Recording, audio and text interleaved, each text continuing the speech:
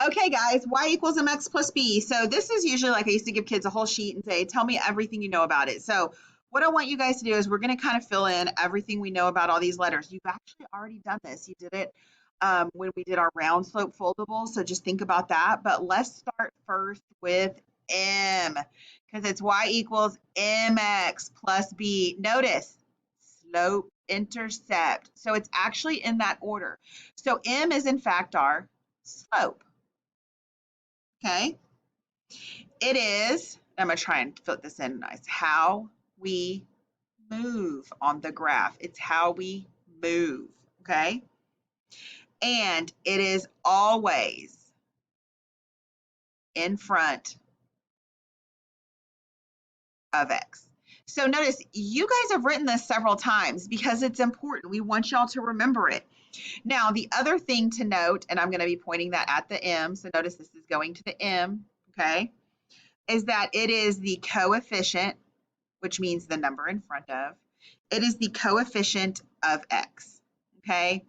And that is number in front of, okay? That's the technical term for it. You know, got to teach y'all the actual lingo. All right, as a reminder, this is Kyle and how Kyle moves. That's right. Let's put Kyle up there waving at y'all. Don't leave him hanging. Wave at him, okay? So then we're going to come over here and we're going to go to the B. Now notice I circled the operation in front of B because it goes with it. If it's a plus, it's a positive. If it's a negative, it is a minus, okay? So let's talk about our B. And let me go back. I'm going to take a little like aside real quick and remind y'all that a point is x comma y and that slope is y over x. So that's one of the little things I left out. We also called slope rise over run, okay? So most of the time you guys will be calling stuff out and then I will write down like what it means or whatever. So I just wanted to put that in there. So B is our y-intercept, okay? It is where it crosses the y-axis, okay? It's where the graph, and this is kind of a non-technical, it's where the graph begins. It's where it begins on the show me with your arms, the y-axis. So when I say show me with your arms, I expect you guys to hold your arm up like that, okay? And then it is always, look, here's two always in one thing, guys, two always in this one equation. It is always the number by itself, okay? You don't get a lot of always in life. Take them. And as a point, it is 0, comma, b. So we've basically reviewed like 2 weeks worth of work in this one little like layout, okay?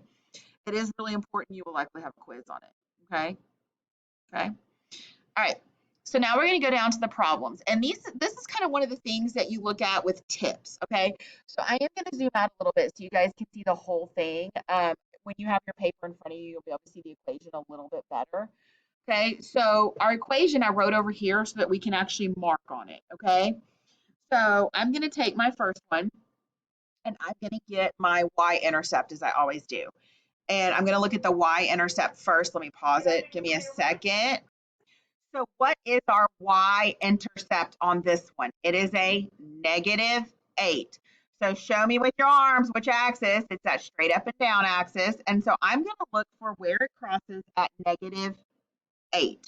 So I look at A crosses at -8, C does not, so it's out.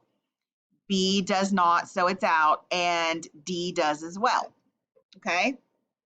So then I'm going to look at the slope, and the slope is the number in front of X, which is a 1. And notice it is a positive. So I'm going to look at this. Well, this graph, Kyle is losing money. That's a negative, so that one's out, which means your answer has to be D because Kyle's getting money. It's a positive graph. I did not even have to count the slope on that. I just had to know positive or negative and the y-intercept, guys. So seriously, use that to your advantage. Don't feel like you have to work through a whole problem first. So let's look at our next one. The next one right here is 1/3 x minus 1. So the first thing I'm going to do is look at my y-intercept, right? And my y-intercept is a -1. So I'm going to go along here, and that one's good. That one's good. This one is not. and this one is not. I have taken out half the answers just looking at the y-intercept. Okay, so then I'm going to go look at the slope, and the slope is right here, and it means down 1 over 3. It's a negative slope. So if it's negative, I can look at these and know my answer is A, because he's losing money. It's going down. This one is a positive slope. It is up 1. Okay, so I'm going to write why I'm eliminating it on here. Okay, it is a positive slope, so it is out. Guys, it's just elimination. That's all you've got to do.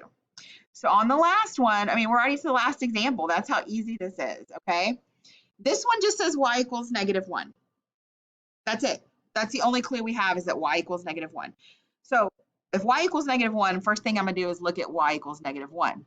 Okay, so that one's out. There's nothing there. There's something there.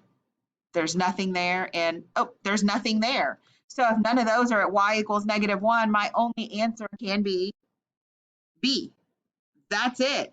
This is a straight horizontal line when it's y equals a number.